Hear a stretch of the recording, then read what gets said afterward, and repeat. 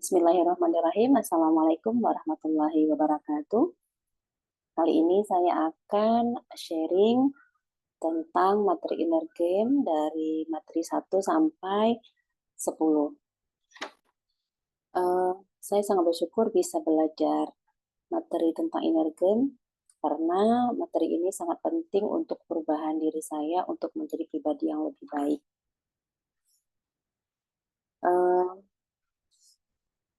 Di materi pertama, di inner game sesi pertama ini, kita akan membahas tentang basic dari inner game. Jadi, ada 7 kaidah perasaan dan pikiran kita. Yang pertama adalah kita ikhtiar memilih pikiran, perasaan, dan tindakan. Kaidah keduanya, kejadian atau situasi itu tidak sama dengan pikiran. Yang mempengaruhi kita adalah apa yang kita pikirkan tentang kejadian tersebut sehingga mempengaruhi perasaan kita. Kaidah ketiga, kita tidak bisa memilih kejadian yang kita alami, tapi kita bisa memilih respon atas kejadian yang kita alami. Kaidah keempat, untuk mengubah suatu hasil, kita perlu merubah perilaku kita. Kemudian untuk merubah perilaku, kita harus merubah perasaan kita. Dan untuk mengubah perasaan kita, maka kita harus mengelola pikiran kita. Kaidah kelima, agar mampu mengelola pikiran, perasaan, dan perilaku, kita perlu menyadarinya atau dalam kondisi sadar terlebih dahulu. Kaidah keenam, kita tidak bisa sepenuhnya mengendalikan hasil-hasil yang kita ciptakan. Sedangkan kaidah ketujuh, kita perlu minta tolong kepada Allah, Sang Pemilik Hati yang bisa membolak-balikkan hati kita. Jadi setiap kejadian itu bisa mempengaruhi pikiran kita, dan dari pikiran kita itu bisa mempengaruhi perasaan, dan perasaan kita ini akan melahirkan perilaku, dan perilaku ini akan menghasilkan hasil ataupun nasib diri kita sendiri. Jadi untuk merubah nasib kita, dimulai dengan mengelola pikiran kita. Seperti dikatakan, Allah tidak akan merubah nasib sebuah suatu kaum, kecuali kaum tersebut yang merubah dirinya sendiri. Inilah yang dimaksud dengan kata tersebut ya. Jadi yang merubah diri kita adalah diri kita sendiri, dimulai dari pikiran. Jadi kita di bagian pertama ini ada latihan memilih pikiran. Ketika kita dihadapkan dengan situasi tertentu, pikiran lama kita dan perasaan lama kita itu harus kita rubah menjadi perasaan dan pikiran yang baru. Misalnya, situasinya kita dilabel dengan label negatif, maka pikiran lama kita itu, kita akan berpikir, tega sekali ya dia, mengapa dia melabel negatif diri saya. Sedangkan perasaan yang kita alami pada saat itu adalah, kita pasti merasa sedih, karena label yang diberikan kepada kita itu tidak sesuai menurut kita. Agar kita bahagia, kita harus merubah pikiran lama itu menjadi pikiran yang baru dengan cara mengatakan pada diri kita sendiri, dia melabel kita karena dia sebenarnya sangat teliti dalam menilai diri kita. Sehingga muncul perasaan baru, kita bahagia karena orang tersebut bisa melihat blind spot kita, sehingga kita bisa lebih mudah memperbaiki diri kita. Sedangkan di inner game yang kedua, kita akan membahas tentang peta kendali latihan dalam tindakan sama dengan yang pertama ya. Di situ kita akan memilih apa-apa saja dalam kendali diri kita dan apa di luar kendali kita. Dan dalam kendali kita itu ada 4, yaitu perasaan, pikiran kita yang kalau kita gabungkan itu namanya prasangka, kemudian lisan kita dan tindakan kita. Jadi kita bertanggung jawab terhadap segala sesuatu yang ada dalam kendali diri kita. Sedangkan di luar kendali kita, maka kita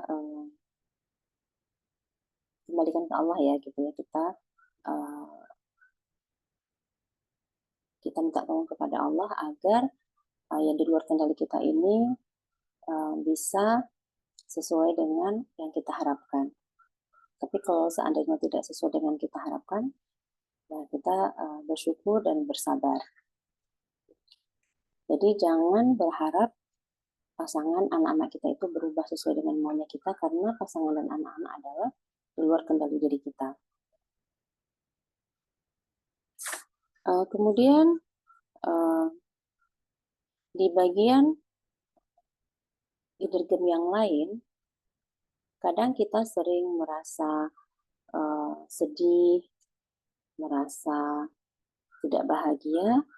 Untuk bisa bahagia kita harus memiliki secret kindness gitu ya, kebaikan yang tersembunyi yang tidak diketahui oleh orang lain. Itu ada menjadi amal rahasia kita yang bisa menjadi wasilah kita masuk surga.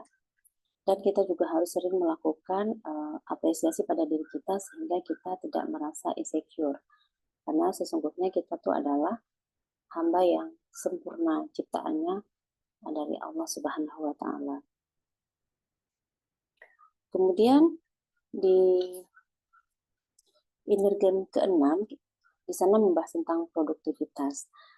Sesungguhnya orang mukmin itu produktivitasnya itu tidak dikaitkan dengan materi, melainkan adalah ridhonya Allah. Jadi seorang mukmin dikatakan produktif apabila dia fokusnya adalah mencari ridhonya Allah.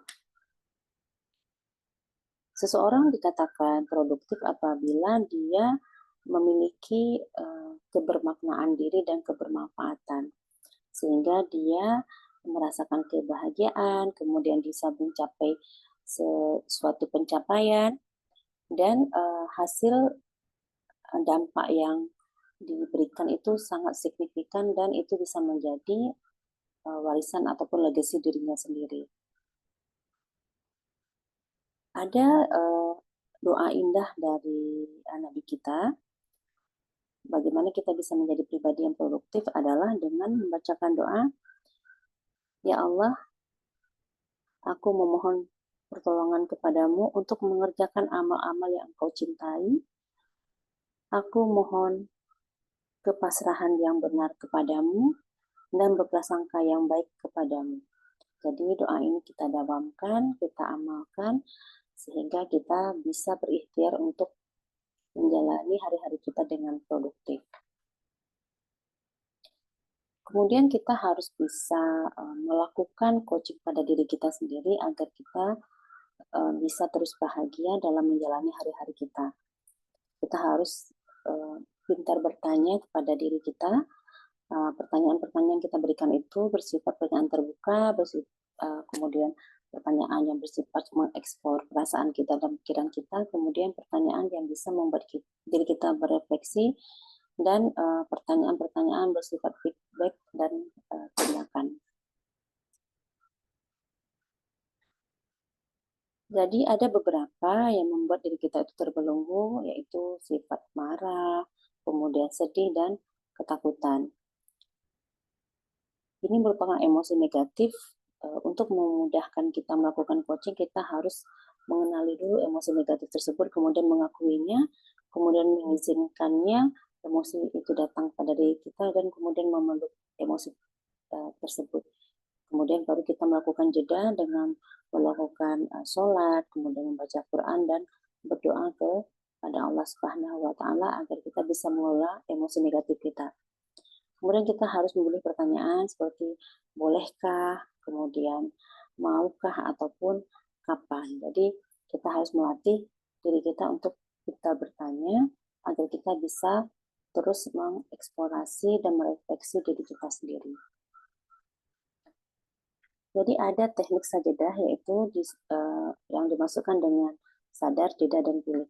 Kita harus sadar kondisi kita dalam keadaan takutkah, cemaskah, sedihkah, kemudian kita melakukan jeda pada diri kita dengan melakukan sholat, membaca Quran, ataupun berdoa, ataupun melakukan mindful breathing, sehingga kita bisa lebih rileks, sehingga kita lebih mudah memilih respon yang terbaik yang akan kita berikan.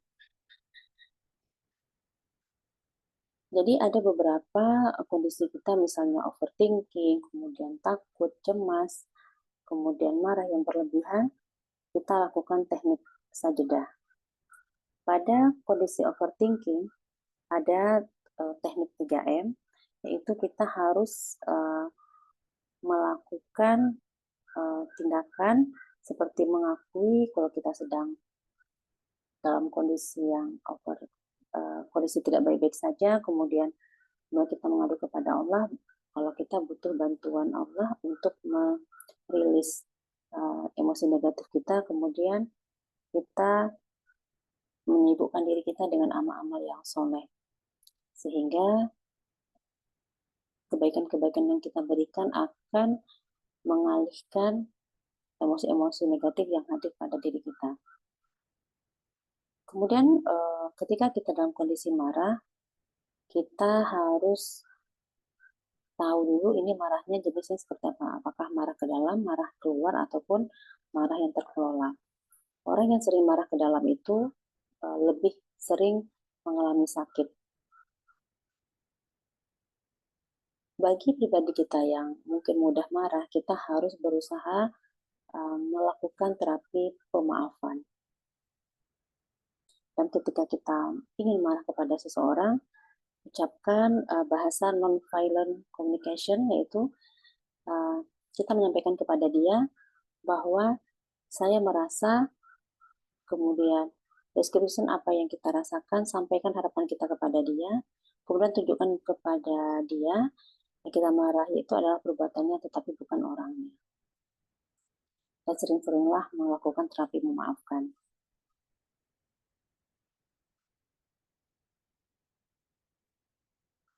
Jadi itu saja materi inner game dari 1 sampai 10, bagaimana kita melatih peta kendali kita, yaitu perasaan, pikiran, kemudian lisan dan tindakan kita. Kemudian kita juga harus tahu di mana dalam kendali kita dan mana di luar kendali kita.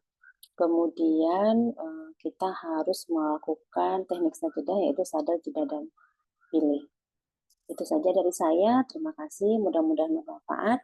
Saya tutup dengan doa kafatul majelis. Subhanakallahumma wa bihamdika asyhadu an la ilaha illa anta astaghfiruka wa atubu ilaika. Assalamualaikum warahmatullahi wabarakatuh.